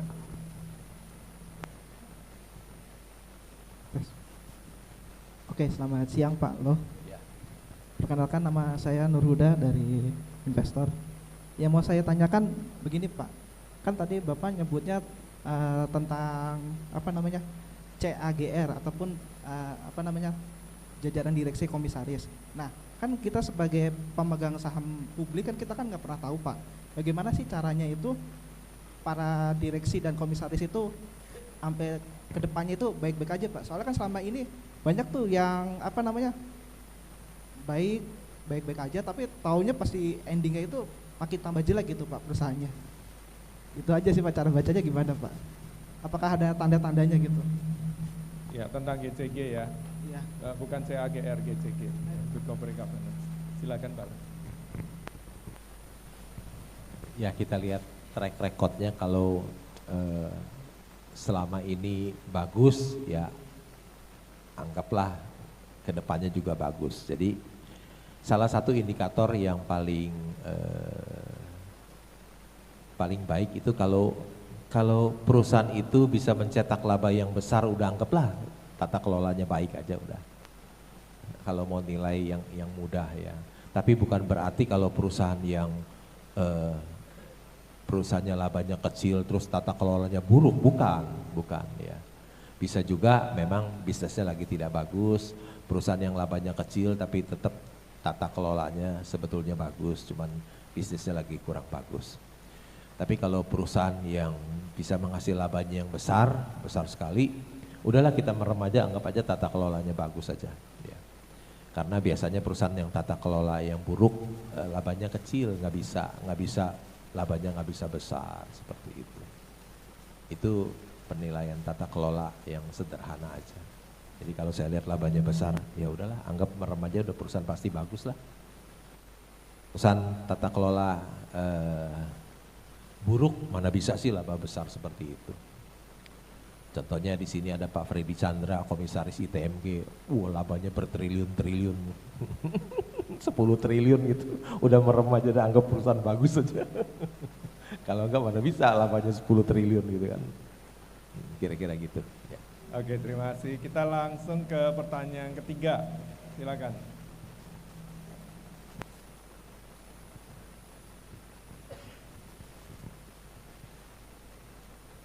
Ya, jangan lupa sebut namanya ya. Selamat sore Pak Lo, izin bertanya. Ya. Nama saya Michael. Sebagian besar investor pasti kenal dengan saham super blue chip di bursa kita, yaitu saham BBCA ya. Dan tidak sedikit orang yang menganggap bahwa saham BCA ini seperti deposito versi saham. Karena jangka waktu kebanyakan investor yang holdnya itu forever Pak, atau selamanya. Sedangkan menurut saya saham BBCA itu masuk dalam kategori growth stock dan bukan value stock. Dan bahkan banyak orang juga yang ingin mewariskan saham tersebut sampai ke anak cucunya. Dalam artian jangka waktunya sangat panjang.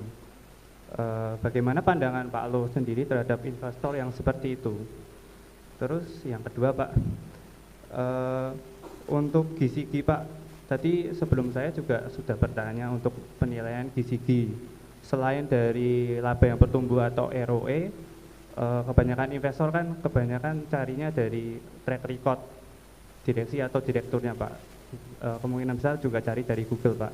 Apakah selain dari dua itu ada indikator lainnya Pak, atau cara untuk mengetahui bahwa GCG itu baik, itu gimana caranya Pak? Karena menurut saya itu sedikit susah. Terus yang ketiga Pak, kebetulan saya sudah baca biografi tentang Pak Lo, ada salah satu buku yang diterbitkan oleh Hungry Stock. Salah satu buku favorit Pak Lo adalah Sukses Berinvestasi ala Buffett by James Pardo. Kira-kira selain buku itu ada buku-buku lain yang Pak Lo sarankan untuk investor-investor seperti kita, Pak. Terima kasih. Oke, langsung dijawab aja Pak. Ya. Yang ketiga itu tentang itu Pak, buku lain selain yang James Pardo Pak. James Pardo, iya. Saya biasanya baca buku-buku saham tentang Warren Buffett aja, dan saya nggak mau baca ya karena buat saya buang-buang waktu aja. Buang-buang waktu saya, jadi saya hanya fokus baca buku Warren Buffett aja ya. Mungkin The Tao of Warren Buffett juga bagus, karangan Mary Buffett ya. Buku itu sudah saya baca 6 kali buku itu. Ya, jadi banyak sih buku-buku tentang Warren Buffett dibaca aja, karena saya rada ekstrim nggak mau baca yang lain. Karena yang lain kayaknya nggak terbukti, yang terbukti cuma satu ya baca itu aja, udah yang lain nggak mau baca. Pertanyaannya tadi? Yang pertama itu tentang BBCA, itu kan masuk di kategori growth stock, bukan value stock. Tapi ada juga investor tuh yang beli saham seperti BBCA karena dia mau hold forever gitu Pak. Ya memang BCA itu termasuk wonderful company ya, wonderful company.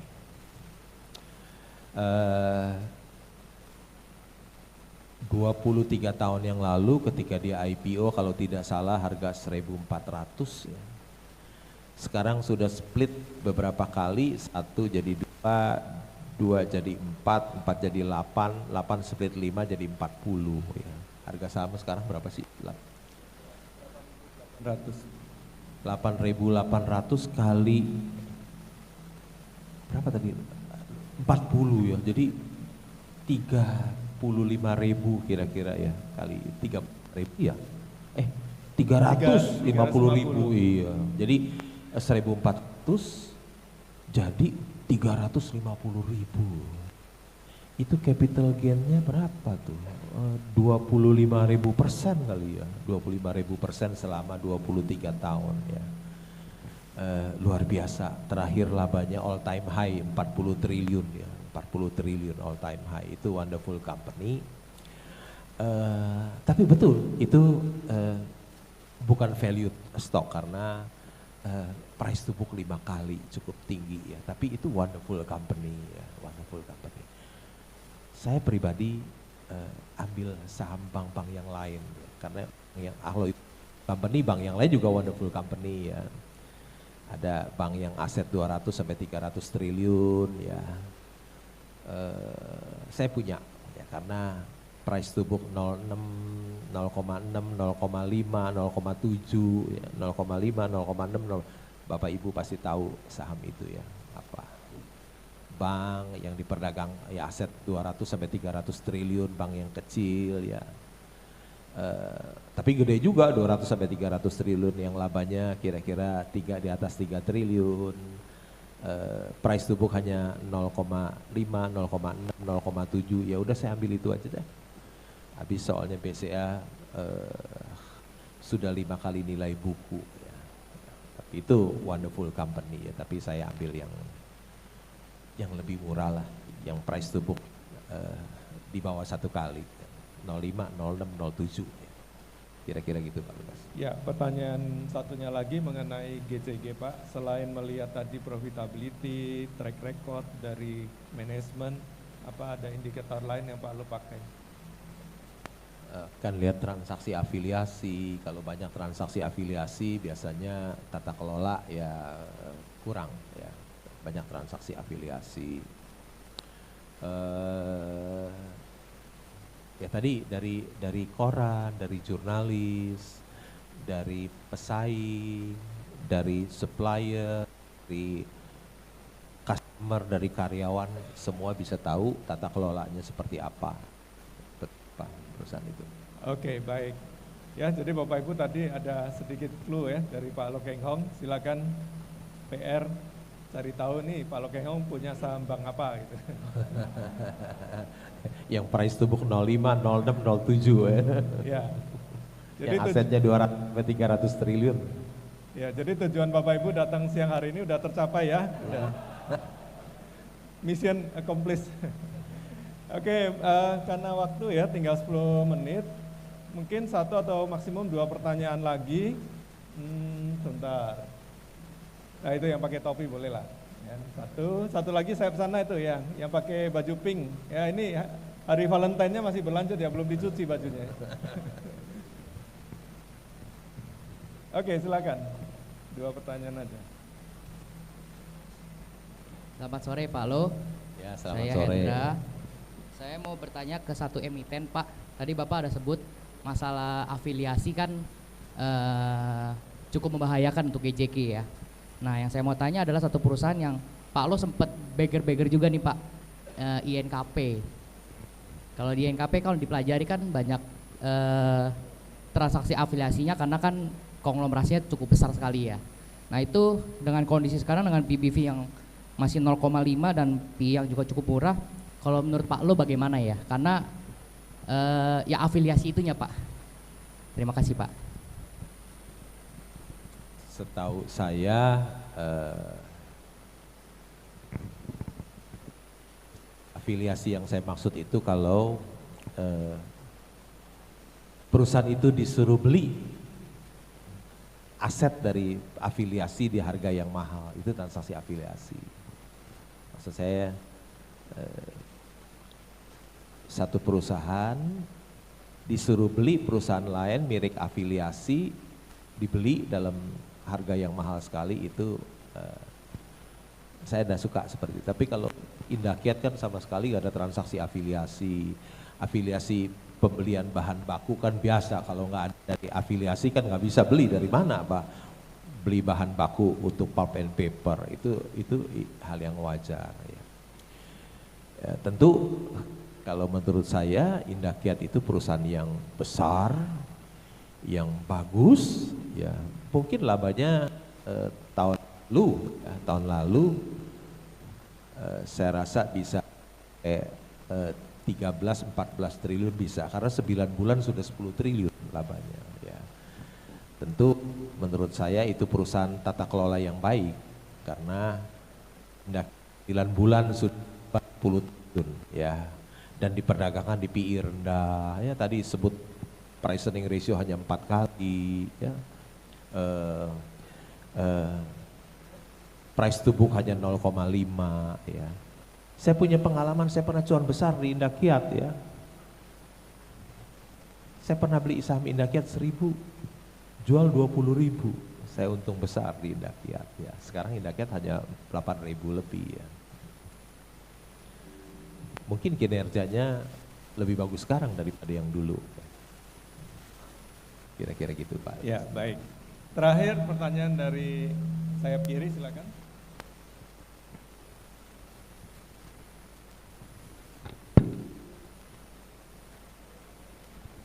Ya, selamat sore. Saya Winston, followernya KES. Pak Lo, kita tahu salah satu portofolio Pak Lo yang cukup besar itu MTR. Dan kita juga tahu 2019 itu Pak Lo cashnya cukup banyak. Dan 2019 sebenarnya Pak Lo kan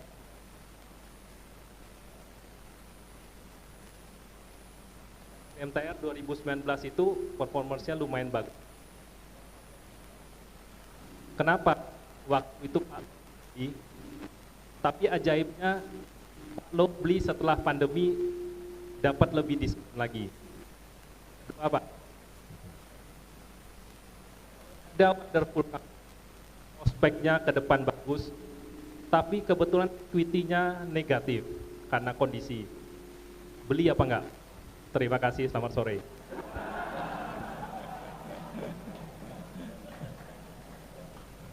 Perusahaan bagus masa equity negatif? Kalau perusahaan bagus ya equity-nya harus positif dong.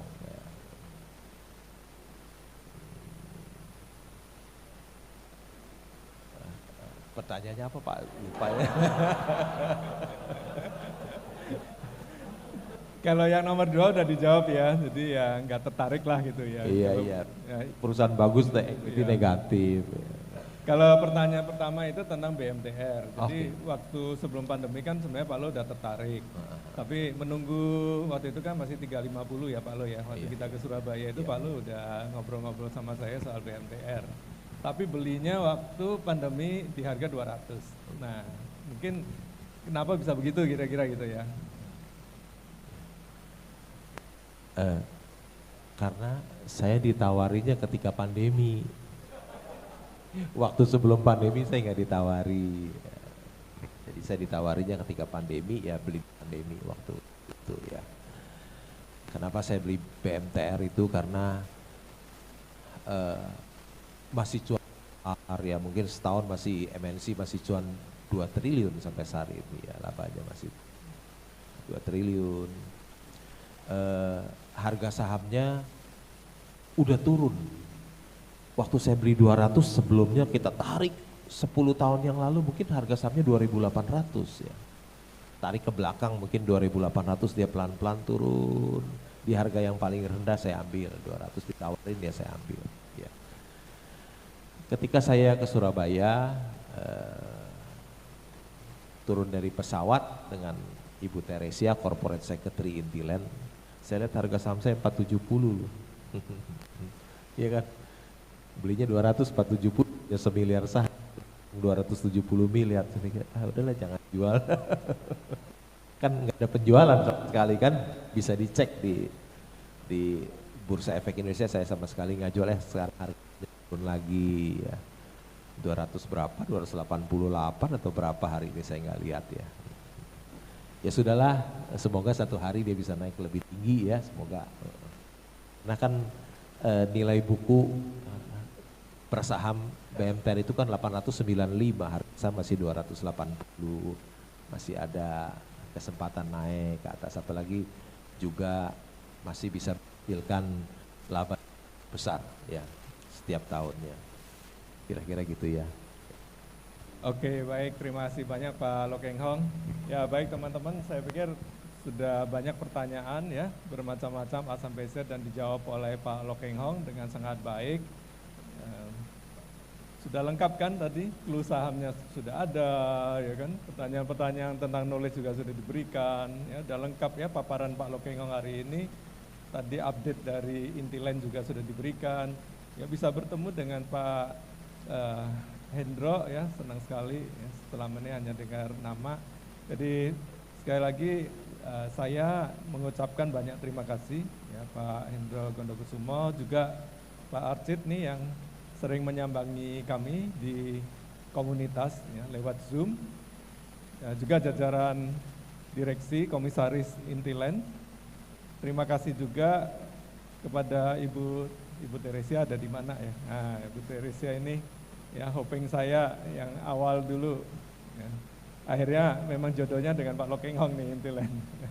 Wonderful company Intiland, silakan do your own research. Mungkin kalau membernya komunitas Hang Restock sudah banyak yang punya mungkin ya, karena role modelnya Pak Lo Keng Hong ya. Kalau Pak Lo Keng Hong punya, waduh semuanya udah langsung, ada yang langsung ikut beli, ada yang pura-pura nanya saya, Pak Lukas, Pak Lo Keng Hong itu beli DILD itu tertarik apanya sih? Oh, saya tahu ini pura-pura nanya nih, ujung-ujungnya beli juga dia nanti. Jadi terima kasih juga buat teman-teman dari Hang Restock. Terima kasih juga yang bukan dari Hang Restock, karena ini kan juga kita open for public ya. Kalau ada yang ingin belajar silakan aja, kalau ingin join ya lihat aja di website kami www.hangrestock.com. Kalau tertarik dengan kartun-kartun tadi itu ada bukunya ya. Judul bukunya itu 101 Warren Buffett Wisdom. Bisa dibeli di toko buku Gramedia, yang online juga bisa, atau di toko buku Hang Restock ya, di Tokopedia itu juga ada, silakan. Juga ada buku-buku lain tentang Pak Lo Keng Hong lah, misalnya tentang biografinya, atau Pak Lo Keng Hong sendiri punya buku ini Wisdom LKH. Jadi kita juga kolaborasi. Pak Lo semangat sekali ya, tiap minggu selalu kirim saya naskah Wisdom beliau. Ya. Sambil makan atau pergi kemana, Pak Lo cerita selalu berusaha mencari wisdom. Lalu saya buat skenario gambar, lalu kartunisnya Tom Dean itu yang menggambarkan. Sudah jadi buku juga, dan sampai sekarang masih berlanjut, setiap Senin itu publish di Kontan. Ya, jadi itu buku-buku untuk kita belajar berinvestasi secara baik dan benar. Baik, itu yang bisa saya sampaikan. Kemudian kenapa? Oh, minta tanda, boleh nanti ditaruh di depan biar ditandatangani Pak Lo. Akhir kata saya ingin Pak Lo dulu aja. Oh, rupanya ada apa ya, door prize atau hadiah ini nanti ya. Nanti akan diumumkan. Ya, wah ini banyak nih yang mau minta.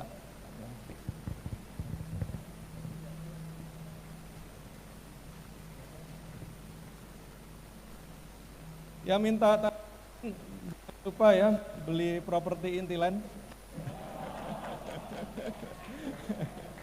Kalau uangnya belum cukup buat beli propertinya Intiland, paling nggak beli sahamnya deh. Nggak, disclaimer on ya, saya joke. Iya, bisa di sini dulu. Saya akan tutup dengan berpantun, ya. Tapi Bapak Ibu nanti tolong kontribusi bilang cakep gitu ya. Oke, siap ya. Beli jambu dapat kedondong. Tukang buahnya hobi bohong. Daripada investasi bodong, yuk investasi kayak Hong Kong.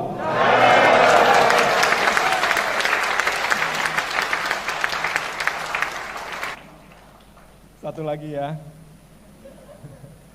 Ikan hiu berenang di Disneyland. I love you pengembang Intiland. Saya kembalikan ke MC. Ya, sementara kami tanda tangan.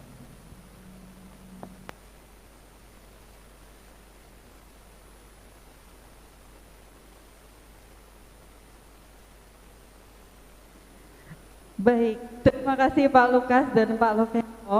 Ini luar biasa sekali. Sangat-sangat banyak ilmu yang diberikan, wisdom-wisdomnya dari beliau juga. Dan juga ditutupnya pakai pantun yang luar biasa. Baik Bapak Ibu sekalian, saat ini sebenarnya acara selanjutnya ini penyerahan plakat untuk baik Pak Lokeng Hong maupun Pak Lukas. Tapi kita tunggu sebentar ya Bapak Ibu. Kita tunggu beliau selesai tanda tangan dulu. Sambil mengisi kekosongan ini, saya kembali mengingatkan untuk Bapak Ibu sekalian yang ingin tahu tentang properti Intiland lebih lanjut, ingin lihat-lihat bisa lihat di depan karena ada booth-booth dari Apartemen Regata, ada 57 Promenade, ada SQRes, dan juga ada One Park Avenue dan juga One Park Homes. Jadi kalau mau lebih tahu lagi bisa kunjungi website Intiland di www.intiland.com.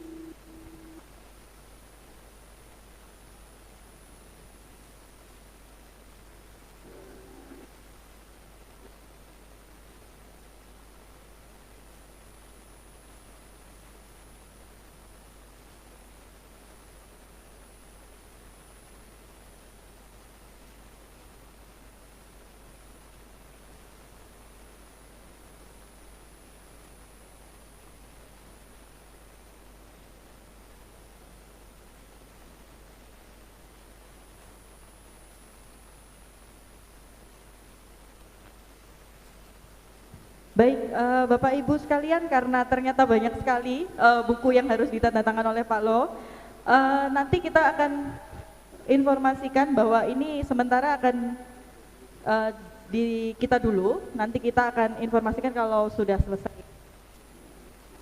Tuh, baik, kita bisa beranjak ke acara selanjutnya, Bapak Ibu. Acara selanjutnya merupakan penyerahan plakat untuk pembicara kita hari ini. Yang akan diserahkan oleh Bapak Hendro Gondokusumo kepada Pak Lokeng Hong. Untuk Bapak Hendro silakan Pak naik ke atas. Untuk panitia mohon tuannya dipersiapkan. Ya.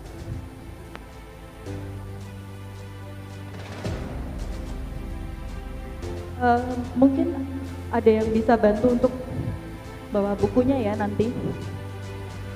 Silakan.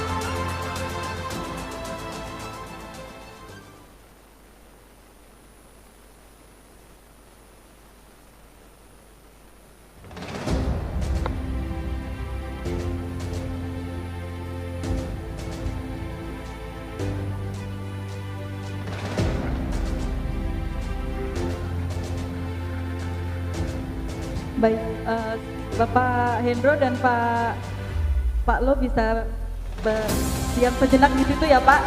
Selanjutnya saya panggilkan Bapak Arsitoto Pradono untuk dapat memberikan plakat dan juga piagam lainnya kepada Pak Lukas.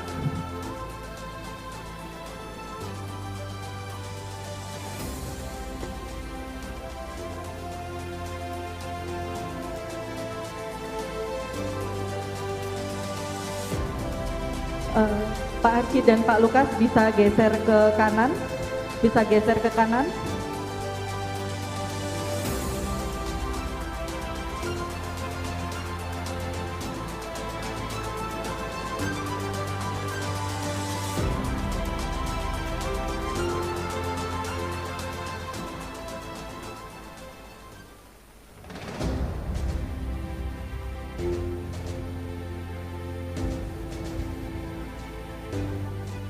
Untuk selanjutnya foto berempat.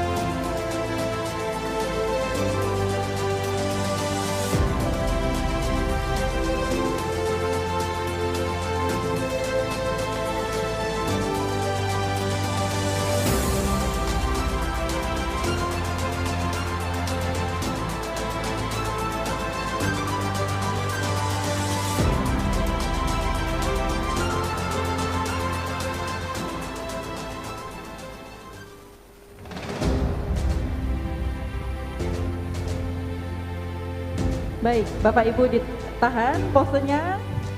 1, 2, 3. Gaya bebasnya Bapak-bapak dan Ibu. Gaya cuan. Iya.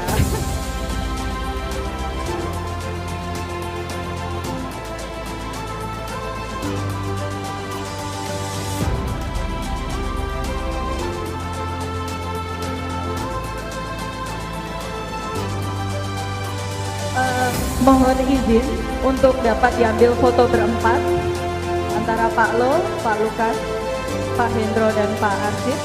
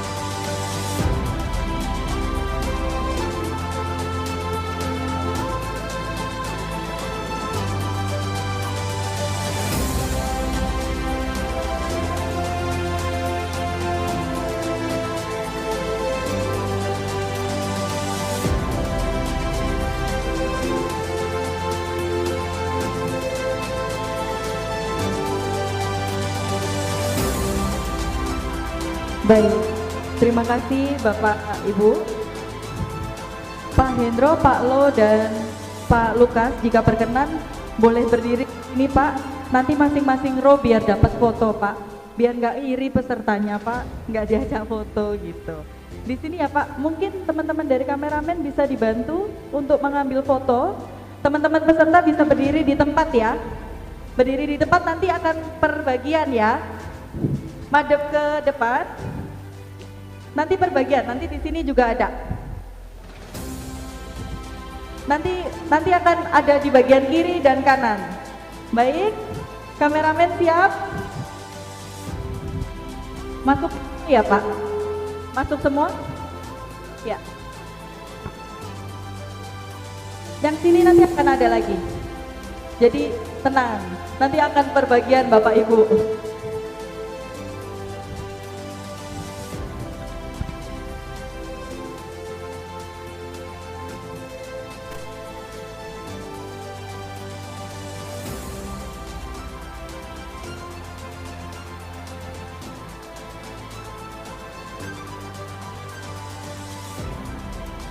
Baik, terima kasih yang di tengah Bapak. Kalau tidak keberatan ke kanan Pak, biar adil Pak. Yang sebelah kanan biar kena juga Pak. Nanti kita ke sebelah kiri. Silakan berdiri. Yang di sebelah sini silakan berdiri. Bisa ya? Bisa. 1. Nanti boleh saya kirim aja nggak Pak? 1, 3,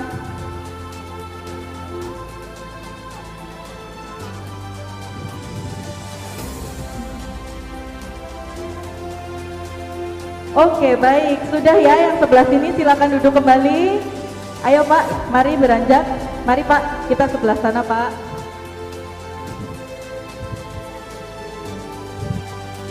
Mari Pak.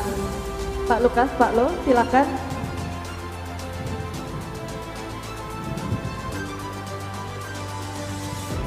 Ya, mari Pak Lo. Ya.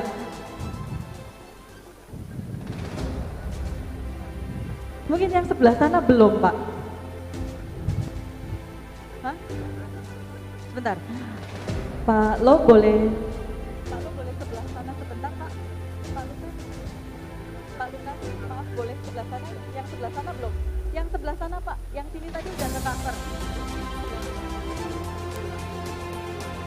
Ke sini Pak. Ya, Bapak Ibu sekalian, setelah foto bersama mohon untuk kembali lagi di tempat duduknya karena kita masih ada door prize untuk Bapak Ibu. Untuk foto silahkan kita hitung